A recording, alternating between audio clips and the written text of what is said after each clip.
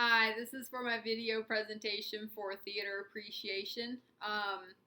The theater form that I chose is Kabuki, and it is a traditional Japanese theater form that originated in the 17th century during the Edo period.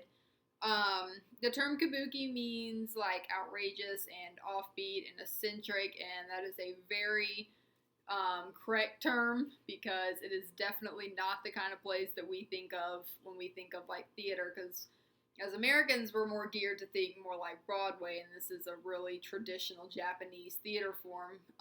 They wear elaborate costumes and makeup, and their headpieces are very elaborate along with their costumes.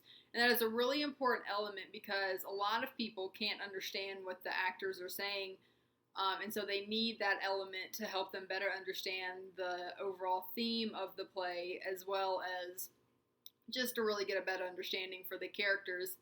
Um, Along with the costumes and the makeup, another interesting aspect that kind of it's kind of like an element of surprise is they have a lot of trapdoors and revolving platforms on the stage, which I thought was very interesting, being a very traditional theater form.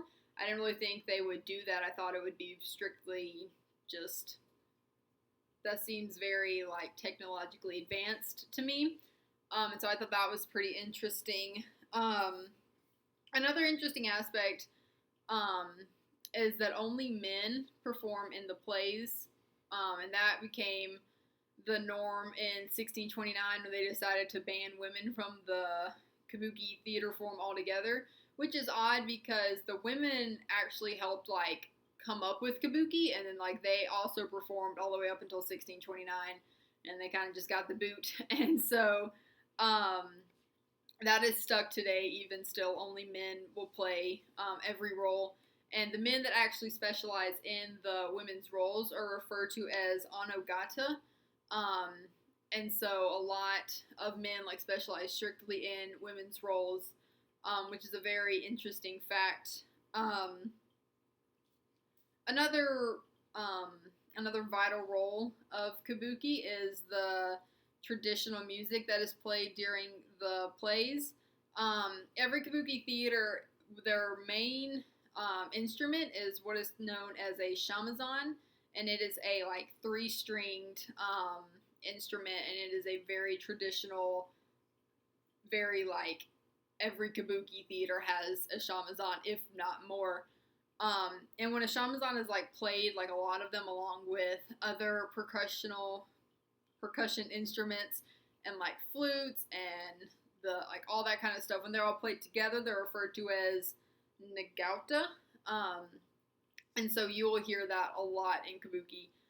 That with narrative music, it is a very common thing to hear. And another interesting aspect about Kabuki is that it's all based on like history and that, or like internal conflicts of the heart. And so it's pretty much going to be some kind of war or something that has happened, or something that people would deal with more on a personal level, which I thought was really interesting. I feel like that's something that even if you can't understand their language, you could really be able to pick it up. And so I really liked the Kabuki because it is not at all what we would think of as a theater form. And so it's actually really interesting to watch even if you can't understand it. So I would definitely recommend it to anyone that is interested. So thank you very much.